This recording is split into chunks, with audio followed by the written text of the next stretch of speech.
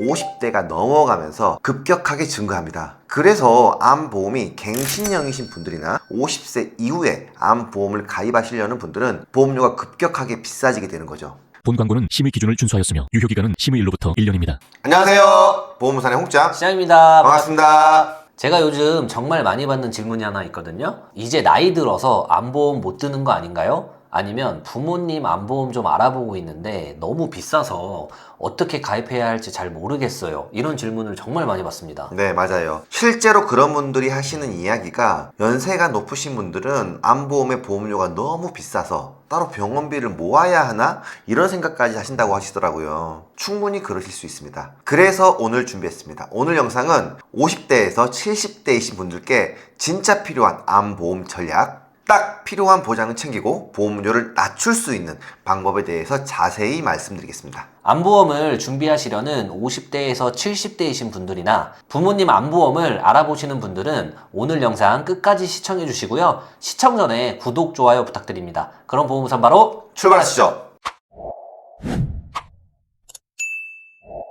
많은 분들이 암보험 하면은 암 진단비를 떠올리시는데요. 65세 남성분 기준으로 암진단비 2천만 원만 넣어도 월 보험료가 6만 원이 넘게 나와요. 가장 저렴한 회사가 61,260원이고요. 가장 비싼 회사가 82,400원입니다. 와, 가장 비싼 회사 기준으로 82,400원씩 20년을 내면 거의 2천만 원인데 이 2천만 원 받자고 2천만 원을 낸다는 거는 아무리 봐도 가성비가 너무 안 좋은 것 같아요. 게다가 연령이 올라갈수록 소득은 줄고 보험료에 대한 부담이 커지잖아요. 그쵸? 그런데 이런 고령자분들이 진단비를 선택하는 거는 아무래도 좀 부담이 될 것 같습니다. 맞습니다. 그럼 왜 진단비가 비쌀까요? 그건 암 진단만 받으면 보험금이 지급되기 때문인데요. 우리나라 국민들이 기대 수명까지 생존할 경우에는 암에 걸릴 확률이 남자는 37.7%, 여자는 34.8%라고 이야기를 하는데요. 남자는 5명 중에 2명이, 여자는 3명 중에 1명이 평생 살아가면서 암 진단을 받는다는 이야기입니다. 생각보다 발병률이 높습니다.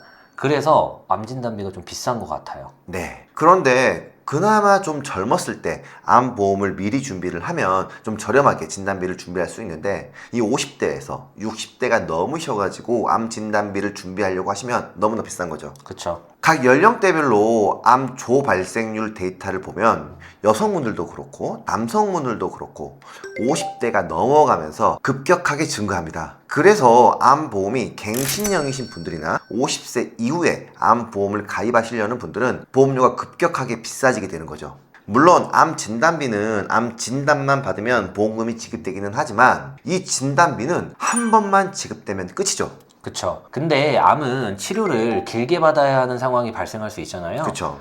예를 들어 항암 치료를 받게 되면 이 치료 기간이 길어질 수 있잖아요. 그쵸. 그래서 솔직히 암이 무서운 거고. 네, 그래서 오늘 영상을 준비한 거죠. 우리가 암을 진단을 받으면 암을 치료하게 됩니다. 대표적인 암 치료 방법을 보면 암 수술, 항암 약물 치료, 항암 방사선 치료가 있는데요. 즉, 암을 진단을 받으면 암 부위를 절제해서 도려내는 암 수술을 하거나 약물로 암을 억제하거나 사멸하는 약물 치료를 하거나 아니면 방사선을 조사해서 태워버리는 방사선 치료를 한다는 거죠. 그쵸. 암 진단을 받으면 가만히 손 놓고 있지 않고 저런 치료들을 받게 되죠. 네, 맞습니다. 다시 말하면 이건 암 진단 받을 확률은 곧 암 치료 받을 확률이다. 이렇게 이야기할 수 있는 거죠. 그쵸. 이런 암 치료 관련된 특약들은요, 암 진단비보다 정말 많이 저렴한데요. 그래서 고령자 분들일수록 보장 범위가 넓고 암 진단 시 치료를 많이 하는 특약들을 잘 구성하면 정말 저렴하고 실속 있게 암 보험을 준비하실 수 있습니다. 맞습니다. 서울 아산병원 데이터 기준으로 암 치료 방법별 건수 데이터를 보면은요, 2024년도 기준 암 수술 건수는 14,856건, 항암 화학요법, 즉 항암 약물 치료는 21만 7,228건, 항암 방사선 치료 건수는 95,318건입니다. 방사선이나 약물 치료는 여러 번 받는다고 하더라도 데이터를 보면 수술보다는 확실히 항암 약물이나 방사선 치료건이 더 많네요. 게다가 암수술 이후에 항암 치료를 병행하는 경우도 있으니 실제로 수술만 하는 케이스는 더 적을 수도 있겠네요. 네. 그리고 수술만 하는 경우는 실제로 비용이 많이 나오지도 않잖아요. 네, 맞아요. 이 영수증은 제 고객분 진료비 영수증인데요. 이분은 건강검진에서 간암 일기 진단을 받으시고 항암 치료 없이 간 부분 절제술로 진행하신 케이스입니다. 9일간 입원 후에 퇴원하신 분인데요. 환자 부담 총액을 보면 360만 원 정도로 그렇게 부담되지 않은 금액입니다. 네, 그 이유는 산정특례 제도라는 굉장히 좋은 제도가 또 있잖아요. 그쵸. 암 같은 중증 질병에 진단받게 되면은 최대 5년까지 급여 치료의 95%를 지원해주기 때문에 로봇 수술 같은 비급여 수술을 받지 않는다면 그렇게 크게 치료 비용이 부담되지 않고요. 실비보험이 있다면 실비로 충분히 비용 처리가 가능하다는 거죠. 그런데 문제는 항암 치료죠. 그쵸. 특히 비싼 비급여 항암 치료가 부담될 수 있죠. 네.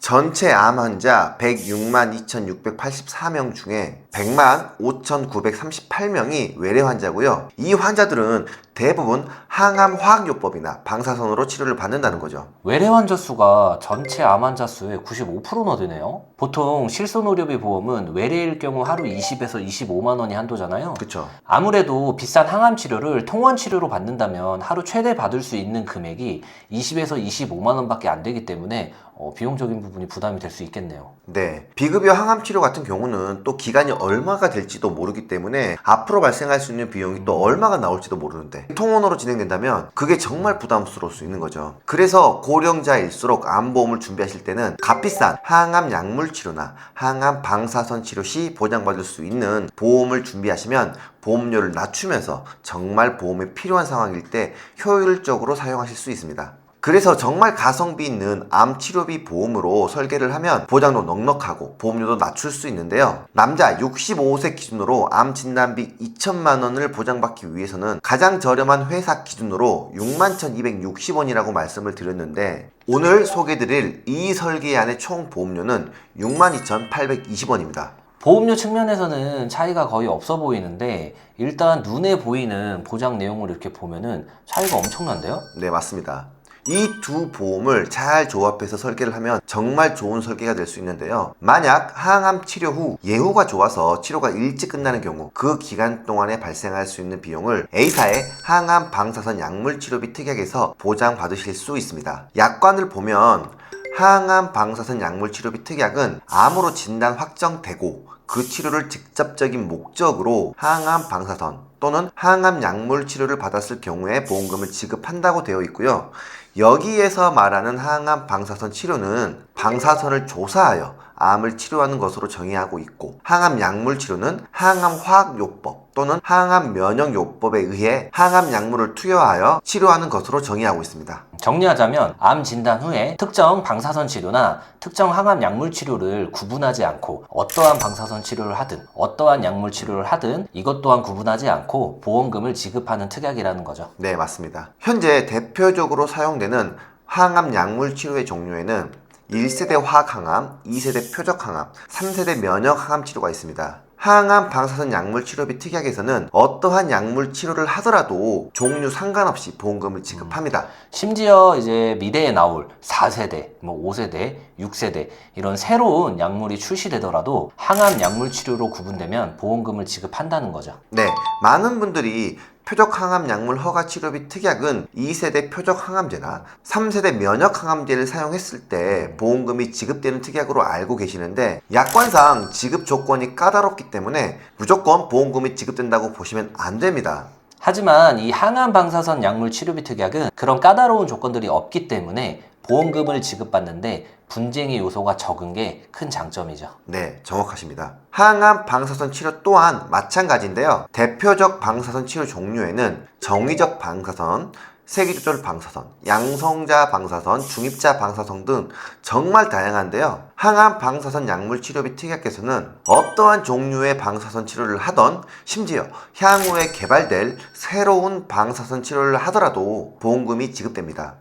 세기조절 방사선 치료 특약이나 양성자 방사선 특약은 해당 방사선 치료를 했을 때만 보험금을 지급받을 수 있기 때문에 보상 범위가 좀 좁다고 할 수 있는데 항암 방사선 약물 치료비 특약은 치료 종류 상관없이 지급한다는 거죠. 이러한 이유들 때문에 항암 방사선 약물 치료비 특약은 제2의 암 진단비라고 해도 손색이 없는 거죠. 제가 정말 좋아하는 특약이에요. 저희 보험우산에서는 무료 보장 분석 서비스를 제공하고 있습니다.